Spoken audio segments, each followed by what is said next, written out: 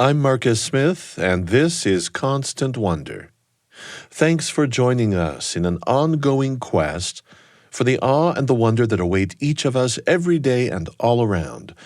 Awe can be found in all creation, human or wild, vast or small, in spiritual encounters that move us beyond words. Your host for this episode is Constant Wonder producer Eric Schultzke.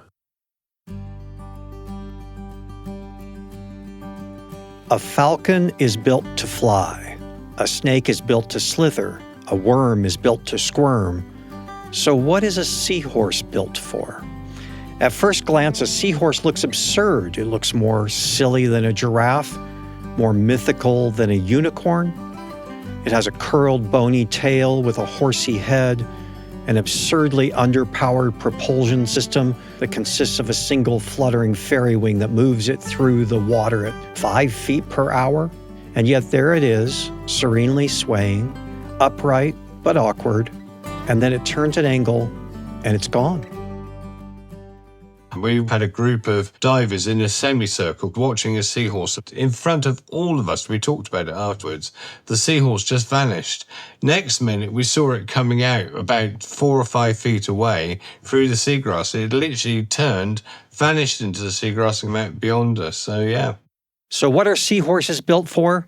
Maybe they're built for just being very hard to see. From the side on, a seahorse is actually quite wide.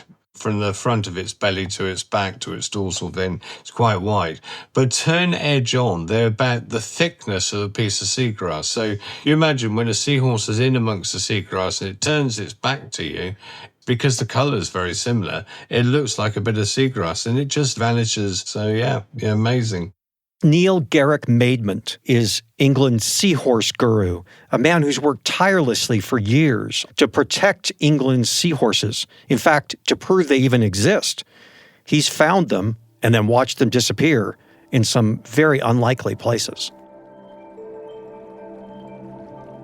Our new study site in Torbay, which is in the south of England, in Devon, we went down there with the idea that there probably wouldn't be seahorses there because it didn't seem right. It didn't seem as though it was the right sort of place. And on the second dive down, suddenly it was there, that classic horse head shape, just sticking out just behind a seagrass leaf. And it looked so obvious when I saw it. But I can imagine lots of people would have just swam past and not even known it's there. In fact, the 2 dive buddies I had with me, who are very good at spotting seahorses, I had to put their fingers right next to the seahorse to get them to realise it was there in front of them, which is quite surprising because they weren't small. I mean, the first one we saw was probably about 4.5, 5 inches from the top of the head to the end of the tail. So not a little animal. Here at Constant Wonder, we often marvel at the improbable natural phenomena like the seahorse. We also marvel at the human spirit, and especially at the spirit of people who devote incredible energy and love to understanding the world and helping other people do the same. So in this episode of Constant Wonder, we're going to learn more about that wondrous fish, the seahorse, and we'll also be getting to know a pair of genuinely wondrous human beings. Seahorses, the males are quite amazing. They are literally the only animal in the animal kingdom where a male will get truly pregnant. And by getting truly pregnant, what I mean is he has a brood pouch hanging underneath his belly. The female will actually put the eggs inside him, and very much like a mammal, he has a placenta, so a lining inside the pouch. The eggs embed into the lining of the pouch, and through that placenta, he receives food, oxygen, blood, everything it needs for the babies to actually survive. Now, depending on the species, the smallest species, it could be 15 days, but the biggest seahorses, roughly 28 days, they start to have contractions, and the contractions can go on for 12 hours or so. And then at the final moment, the male gives birth to these perfectly formed miniature seahorses that actually just swim off. And that's it. That's the end of his parental care. But I always think that the seahorse male is not very bright because within 24 hours, he's normally pregnant again. So he just keeps doing it time and time again. Neil Garrick-Maidment's Seahorse saga is a study in how persistence can overcome ignorance. Neil's English seahorses weren't supposed to be there. For years, his claims that seahorses were thriving in temperate or even cold waters off the English coast were met with incredulity and even hostility. Oh, yeah, we had a lot of pushback.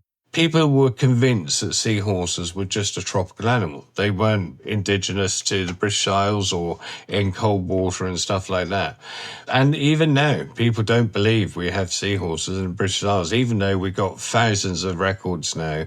Even the authorities, whose job it is to protect the seahorses and protect wildlife in our country, didn't believe us we had seahorses here. And then eventually they were accepted. I got both species protected in 2008, so they're fully legally protected here in the UK, and they're now fully recognised, which is great. Neil's pathway to seahorse stardom began when he was a small boy soaking in the warm waters off the Mediterranean island of Malta. I was born and brought up in Devon in England, but I also spent 10 years of my young days in Malta in the Mediterranean, constantly in the water, constantly observing things. So nature has always been a part and parcel of my life. Malta was gorgeous. My father was in the military and we were based over there for 10 years. And I used to go to school quite early in the morning, finished about 2:00, and the rest of the day was spent either roaming or in the sea, snorkeling. I'd taught myself to dive over there. Weekends were just spent roaming around the island. I was always out roaming around, collecting animals, snakes, lizards, all sorts of creatures, fish. We had tanks in my house. Poor old mum and dad had to put up with me sort of bringing them all home, but I only ever kept them for a few days just so I could understand them, study them, and then I put them back in the wild. I was 14 when I started diving. I used to free dive a lot. I was quite good at free diving. I could be underwater for quite a few minutes free diving, and but I wanted to stay down there. I was desperate to be under the ocean, and being inspired by the likes of Jacques Cousteau, I just wanted to learn scuba. So I borrowed a friend's scuba gear, a couple of quick pointers, and then I was in the water and off I went. And I've been diving ever since. I wouldn't recommend doing it that way, to be honest. I'd take proper lessons and learn how to do it properly. And they wouldn't be allowed to lend you equipment like that anymore. It was a freer, simpler world back then. And I survived it. That's the great thing. So yeah, I've done probably about 4,000 dives now in my life. When Neil did return to England, he began volunteering at a local aquarium, and he started working with seahorses when the aquarium owner, who was struggling to keep his seahorses alive, turned the project over to Neil. And so I kept it very simple. I kept the seahorses in a very simple type of aquarium. The one thing I did do that a lot of people don't and are still not doing is I had a lot of current moving in the water. So the seahorses were constantly moving around. I got food from the local sea, so I sieved out plankton. I got the bigger food for the adult seahorses when they eventually grew. Living by the river, there's a certain way of catching small shrimp that come alongside hard areas like quaysides and bridges and stuff like that. And you reach down with a very large shrimp net and just literally scoop them out of the water into a bucket of water that you've collected from the estuary. And it seemed to work. Here we are, 50 sort of odd years later, and I've closed the life cycle of 22 species of seahorse now, more than anybody else in the world, and literally bred to maturity hundreds of thousands of seahorses by keeping it simple. You keep using that word simple, but it doesn't sound simple at all. Oh, every day is quite a mammoth job, to be honest, because what we'd have to do is think for the future. So if you imagine a 5-gallon bucket, I probably collected 4 or 5 of those a day, absolutely rammed full of shrimp. Now, the ones we didn't use within 24 hours, we actually froze down into little cubicles. Imagine ice cube containers, so little tiny ice cubes of shrimp. So that in the winter, we trained all our seahorses to feed on dead food as well as live food. Live food obviously is better because that's what they do in the wild. So in the winter, when we couldn't get any live shrimp, we would just drop the ice cubes of shrimp into the tanks and they would feed them as they dropped down in the water. So yeah, huge amounts every single day when we could get it. But it all depended on the weather, to be honest. Neil is the first to admit that the seahorses as a hobby very soon overflowed their banks. And in the early years, that meant that Neil's own house and his own family were awash in seahorse tanks. The hobby outgrew everything, to be honest. When I started working with the seahorses, things built up and I started to have 1 tank, then 2 tanks, and as you bred more seahorses, 3 tanks, 4 tanks, to eventually it did overwhelm the house. Luckily, we lived in quite a large house then, and we had 4 floors to the house, so we had a basement and 3 other floors, and so you would come into the hallway, tanks in there, then you would go down to the basement and the tanks all over the place down there, and that's where the main area was. That's where I kept the live food for the seahorses. That's where I bred the baby seahorses, the fry as we call them. And most of it was in the hallway going into the house and down into the basement. So yeah, quite crazy it was. We ended up with 26 seahorse tanks, plus all the tanks for preparing the food for the seahorses. But that led on to us starting our very first public aquarium, which was the world's first seahorse aquarium of its kind, specialist centre here in Exeter, where I actually live now. And we transferred all those tanks that we had at home, much to the relief of everybody because it was taking up so much room.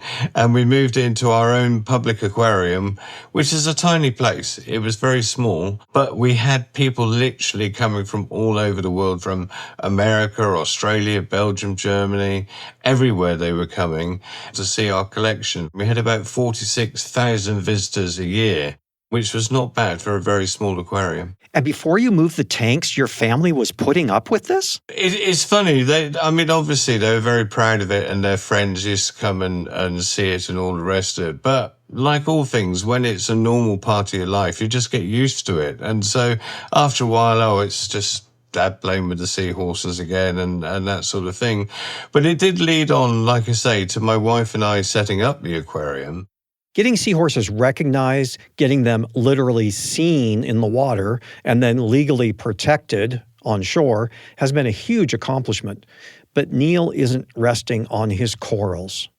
Every dive I go on, I learn something new. Even after all this long period of time, we know the basics about seahorses, but we don't know the real intricacies. There's a lot more things to learn about them. And one of the things that I've discovered over the last couple of years is we actually have seahorses, not just here in the UK, all the way up to Scotland, but in Denmark, Norway, Sweden, quite cold waters.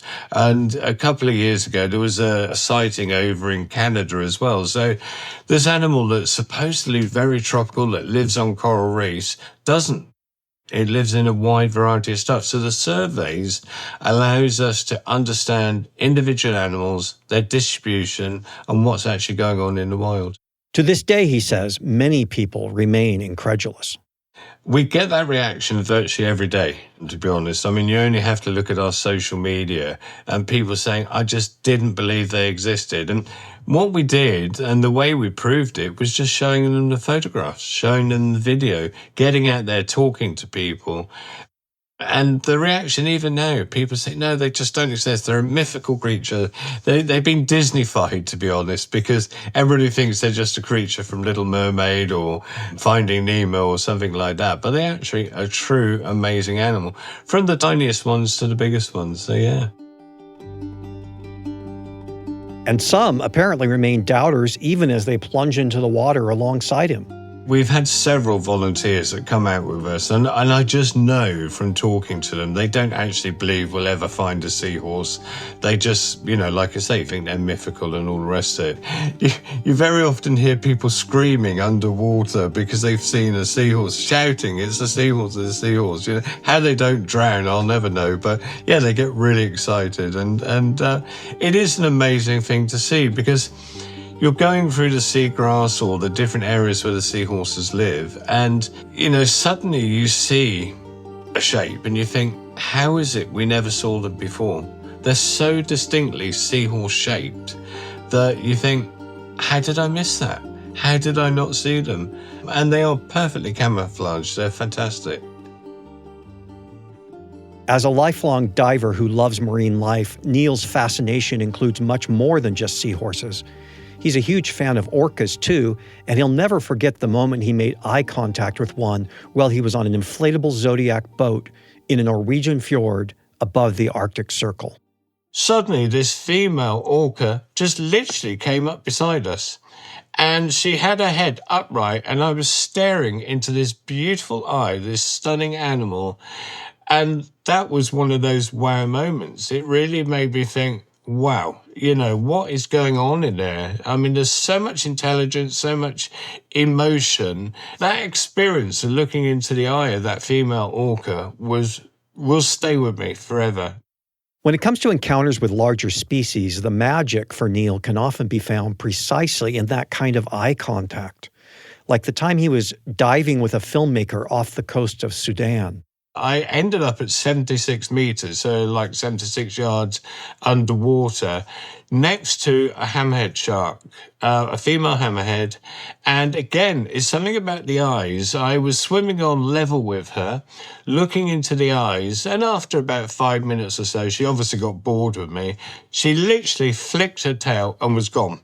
Really deep down. I could never have followed her down, but I started to work my way back up the reef, and it was a calculated dive because we had lots of spare cylinders and regulators up the reef, so we could decompress, and I decompressed for the next couple of hours as I went up. But just looking at that beautiful animal swimming along, and then looking at the micro life on the reef, the tiny things that make up a reef, from the smallest little shrimps to the Christmas tree worms to the shoals of fish. I mean, nature is actually quite an amazing thing, without a shadow of a doubt. I mean, we are very blessed to share our planet with such incredible creatures, but we've got to do something about it, otherwise we're going to lose them, and lose them forever. But Neil is decidedly not a pessimist.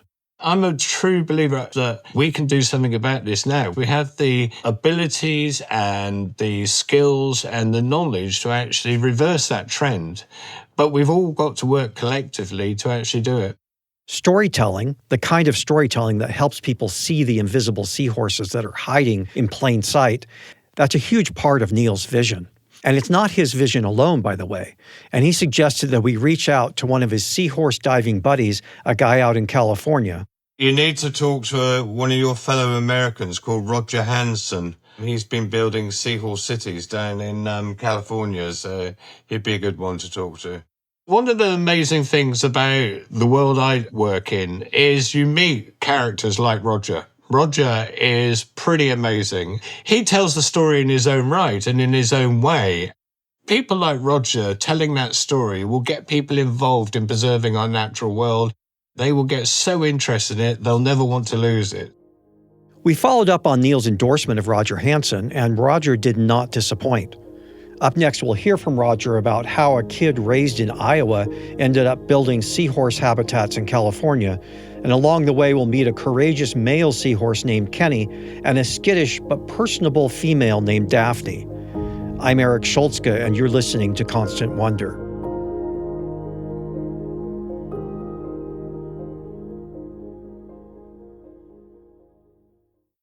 I want to shine a spotlight on another incredible show from the BYU Radio family of podcasts. It's called Top of Mind, and it resonates in a big way with those who want to engage with the important, tough issues facing our communities, but who are dismayed by polarizing and divisive approaches to these issues.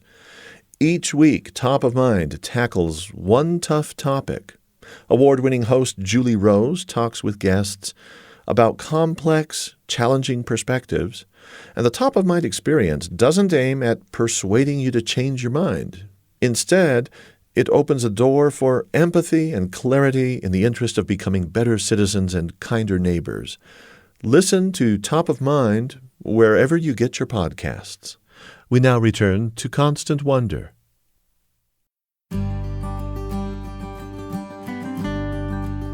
Kenny was this giant orange seahorse. He was almost a foot long. And I had a yellow tent stake, plastic stake with a magic marker number on it. And it's funny, like if you had 50 sticks down there, they would have their favorite stick. So I would find like bed number 8. I knew that was Kenny's. And then I go, okay, he's on his favorite stick. That's about here. And then I would shine my light and I would see this little orange tail wrapped around his stick and go, hi, Kenny. Roger Hansen is a retired school teacher, a citizen scientist, a scuba diver, a scuba instructor who frequents the waters of Kenny's former home off the coast of Long Beach, California. Roger discovered that seahorse colony in 2016. And as with the seahorses in England, these were not supposed to be there. They were 100 miles north of their presumed range limit. Roger studied and nurtured this tiny seahorse group for 6 years. And on one of Roger's frequent visits, he showed up just in time to save Kenny from an untimely demise. I went down in October of one year, and there was a big two-spotted octopus over his favorite stick. Usually when anybody comes around them, they take off. Boom, gone. And they squirt ink and swim backwards and away. This one would not let go. And I looked real carefully at the bottom of his stick, and I saw that orange tail. So I realized that a big two-spotted octopus was draped over Kenny. Most scientists would probably have let nature take its course. But Roger was a friendly diver, not a detached scientist, and this wasn't just any orange male seahorse tail he was seeing under the octopus on the stick. This was Kenny. One by one, I had to peel each leg off. It wouldn't leave until finally, when I got where there was one leg left, the octopus took off. I respected the octopus because I studied them, but I moved as many as I could away from that area so that their hunting zone wouldn't be where my seahorses were. Kenny was fine, but I always thought maybe he needed therapy. Man, I would need to go to counseling if that happened to me. Roger didn't view this hungry octopus as a villain. Everyone down there, he knew, was just trying to survive. And Roger had been observing and trying to help octopuses long before he stumbled on the seahorses. Some octopus are not very wise. Some will build their homes under rock, and some will build their home right in sand. They'll dig a hole, and then those fish will torture them for 150 days in a row. So all the predators, when that time comes, are lined up in a circle around there, just waiting to attack. During that time, they're heckled 24/7. So I would build a Fred Flintstone home over them. 2 walls, a back, and a roof. And I left the front open in case they wanted to go eat, but then they didn't have to protect all areas around them. That's what I was doing when I found a seahorse swim by, was building octopus homes. So what brought Roger to these murky waters off the coast of California to begin with? That story begins in Mexico, where a troubled young schoolteacher had gone to shake off his Midwestern winter blues and went scuba diving on a lark. 36 years ago, I went on a vacation to Cancun and tried a resort course just because I was curious.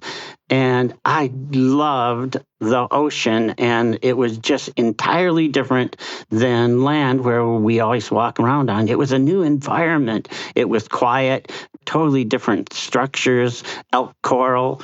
There's some sharks down there. Fish I had never seen before, only saw them on television. It was a quiet world that I just absolutely loved.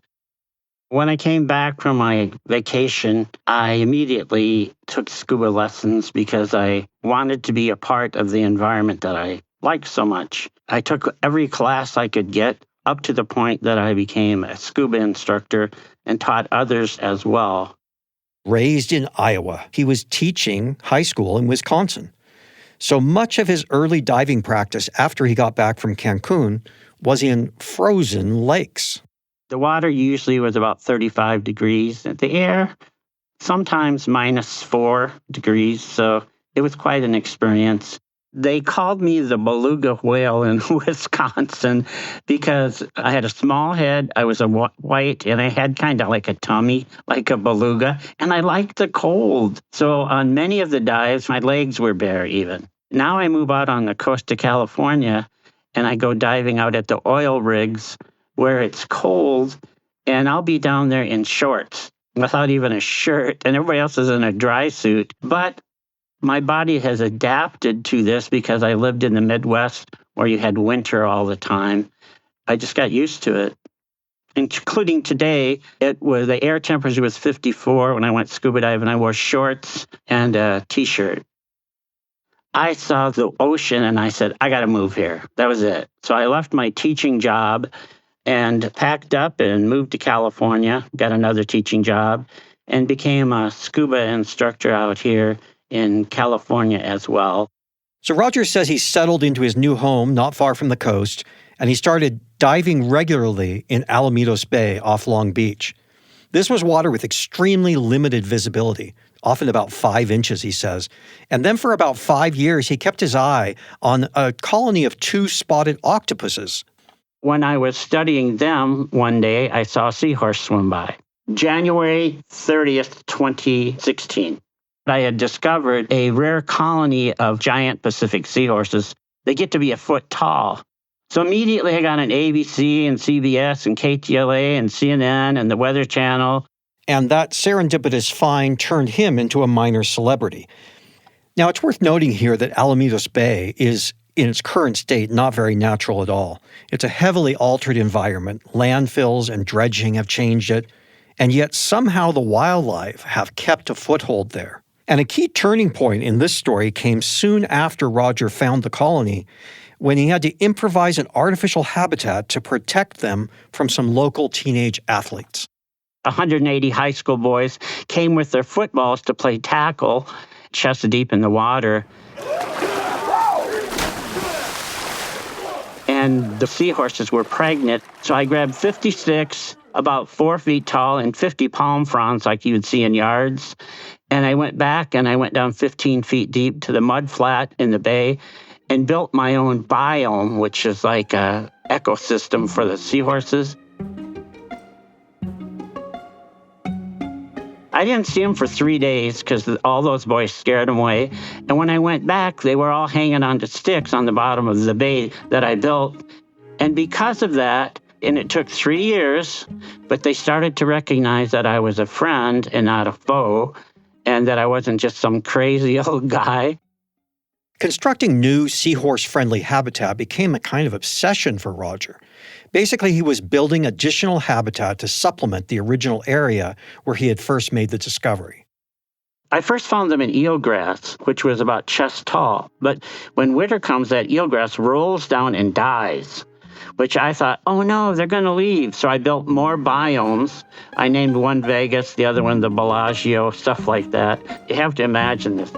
I hauled 1,000 of those sticks down on the bottom. It took a while, and stuck them in the mud flat with the idea that maybe I could get some more seahorses, come on over and hang on.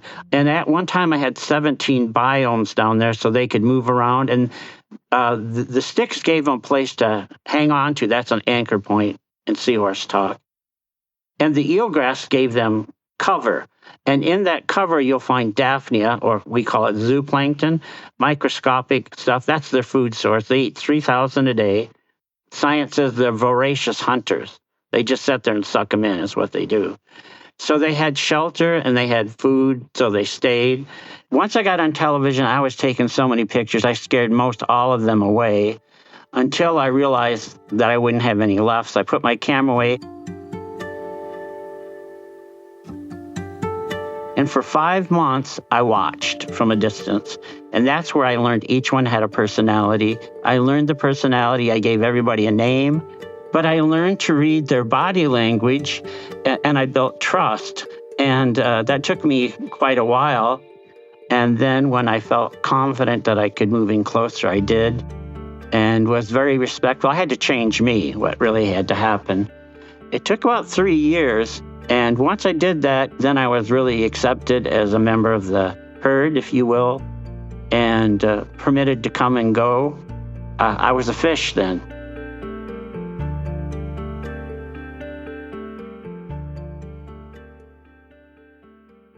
The seahorses got used to him, but Roger was more than a fish, of course.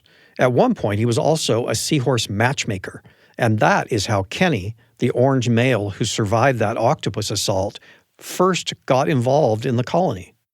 There was a boy seahorse, and I named him Toby. And all of a sudden, he ended up missing. I don't know why. And I had two girls. I had Daphne and I had Bathsheba, and they went erratic. I could see their behavior was so different. I thought they were going to leave. They swam around. They were moving all over. They wouldn't sit still. And I go, oh, they're going to leave. Well, I had seen another seahorse 2 miles away up the coast. And I had put a yellow stake down there, and I kept an eye on him, and it was a boy. And I never saw him with a mate ever. He never was pregnant, and I never saw anything. So one day I decided I'm going to go get Kenny, and I put him in a bucket with salt water, and I moved him down, and I took him down to bed number 8 where Bathsheba was, because she had lost her husband, and I let him go there, and the next day their tails were wrapped. The next day. Over the 6 years that Roger kept tabs on the colony, he got a sense for their routines. He observed that while the gents tended to stay home with their pregnant bellies, the ladies would come and go with the tide, intermittently checking back on the home front to see how things were going. Girls like to have fun. They took off during the day. I think they're some very slow swimmers, seahorses. And I noticed that the girls would jump the tide, and when the tide went out in the middle of the bay, they would often go, and then they would come back later in the day when the tide rolled back in. But every day, they would go see baby daddy 2 or 3 times to make sure he was okay. Now, with the females out with the tide, the males at home were often stuck with Roger, and they seemed to be puzzled as to what the human was up to. He spent a lot of time just sitting, staring at them. The boy seahorses, of course, get big and fat, and they'll hang on to a stick, and they won't do anything. So I would lay down and watch them. Imagine me in scuba gear 15 feet down and maybe 5 feet away. When they would get tired of me, it was really funny. Kenny was one of them, and Deep Blue was another, and Toby. When they got tired of me, they wouldn't leave. They would just slowly turn around and face the other direction on the stick. And so I would go on the other side, lay down 5 feet away and look at them kind of face to face. And when they got tired of me, they would just slowly rotate around and face the other way. And know what they were saying to me? They were saying, "We like you, Roger, but it's time for you to go." How long would it take before they gave you the cold shoulder? It would vary. It depend on if I was very calm and didn't move too much, maybe 8 minutes. Everyone was different, too, because they each have their personalities. I think you can tell that Roger was very fond of all of his seahorses, and you would think that maybe he'd make a point of not playing favorites, but when the Seahorse Whisperer was pushed on that point, he did offer a name. Yeah. My favorite was Bathsheba. Tell me about her. Yeah, she just would sit like on a perch and just watch you as you worked. You know, I guess if you have a person that's just amiable and kind and gets along with everybody, that would be her.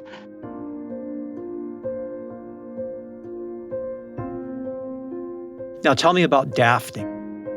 Daphne was a seahorse unlike any of the others. Anytime you looked at her in the eyes, she would swim away. No other seahorse ever did that.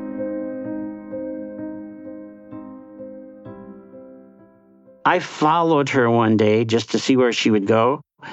An unusual behavior. She swam up to where the sand and the water meet, right on that edge, turned on her side, and swam sideways to get away. Okay? Another day I followed her. She swam up and leapt up about 3 feet straight up onto the sand where she would have passed away if I had not got out and put her back in. I took 24,000 pictures, and the only pictures I really have of her, one good one, was that I took at 2 a.m. Long Beach gave me a pass to dive all night long beyond curfew, so I could do that. I went down with a light, held it to my chest. I knew where she usually lived. I went there. I held it above her head, straight down, took one quick picture because I didn't want to hurt her eyes with the light, and left. That's my best picture. I have it mounted on a hat, stuff like that. The rest of them, all I have is her swimming away. That's it. Did Daphne ever warm up to you? Let me just say, the word tolerant was a better word. I did learn this. Every seahorse has its own personality. but she was the alpha and the omega. She stayed with me for 6 years. But to do that, I had to understand and respect her individuality. I was a school teacher for 38 years, and working with students, that's one of the skills you have to have. You have to understand everybody's different, and you got to roll with the punch, and some are going to have good days, and you got to keep your cool. So you knew Daphne for 6 years. What's the lifespan of one of these creatures? Science says 4 to 5 years. Daphne lived 6, which makes her story special. She was just really small when I first met her, maybe 2.5 or 3 inches, in length. We don't talk about tall, but length in seahorse life. Up to where she was about 11 inches in length when I didn't see her. She was the last when that oil spill came. Tonight, new details are emerging about what may have caused the biggest oil spill off the coast of Orange County in decades. It came in the bay, and you could not see 2 inches. At that time, most everything that I had seen pretty much exited. I hope they made it out. Normally, when something like that happens, they head to the ocean to get away. So it was a 6-year period from about 2016 to 2022 where predominantly I saw them. Roger says he's done calculations to project how many seahorses may actually have been in the bay when the oil spill hit. A seahorse male will have 800 babies, of which 1 or 2 will make it. Based on those and the number of birthings I saw, there should have been at least 75 that made it. He says the bay is 268 square acres, and that's an area of murky water far too large for one or even several divers to canvass thoroughly. But he thinks the seahorses are still out there. Yes, they're still there, but to find them is really like a needle in a haystack. It's just difficult. So I still go. I still check all the areas, but finding them is another thing. Roger says in addition to looking for seahorses, he's now back to studying and helping octopuses. But Roger credits diving and especially his seahorses with transforming his life. Before moving to California and becoming a dedicated diver, he admits freely that his life was in chaos. I didn't recognize what was happening, but I was changing internally. I would say my life beforehand was filled with bad decisions. I'll take the blame for that. I spent a couple days in jail one time. I was in the backseat of a squad car 18 times. I didn't do anything violent, but I am bipolar, which means I think really differently. And my behavior was where I had to go get checked out. That meant 9 times I had to go sit in a mental hospital for 2 or 3 days. And that is totally flipped. It is amazing. I don't have any issues. I've been with my current wife 24 years. I go to church. I go to Bible study. I'm calm. I'm relaxed. Everything changed. And I think what happened was that God came to me on the bottom of the sea because he knows that's the only place I would listen. Roger's personal transformation is partly a result of the time he spends underwater.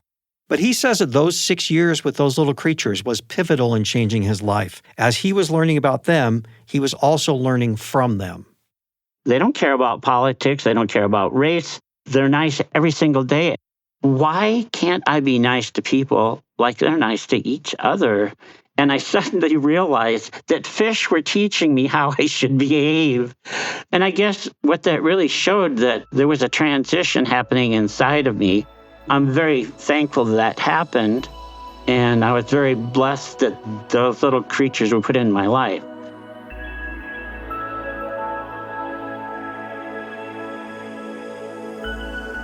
Thanks for listening to Constant Wonder. I'm Eric Schultzke. Our guests today have been a couple of model citizen scientists whose passion became a hobby that led to some interesting scientific contributions. Neil Garrick-Maidment is an accomplished diver and the founder of the Seahorse Trust in Great Britain. Roger Hansen is also an accomplished scuba diver and a dive instructor, and he is a retired high school teacher in California. Today's episode was produced by Mamie Teeples with sound design by James Call. Constant Wonder is a production of BYU Radio.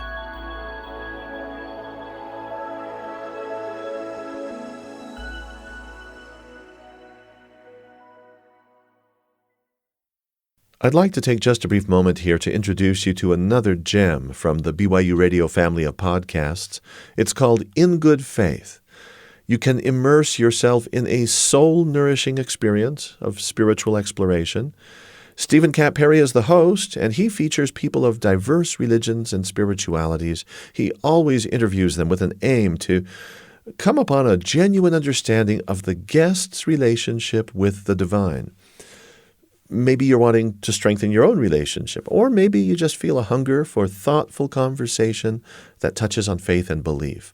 Whatever your need, it's truly rare these days in the media landscape to find conversations that unfailingly nourish and uplift your soul.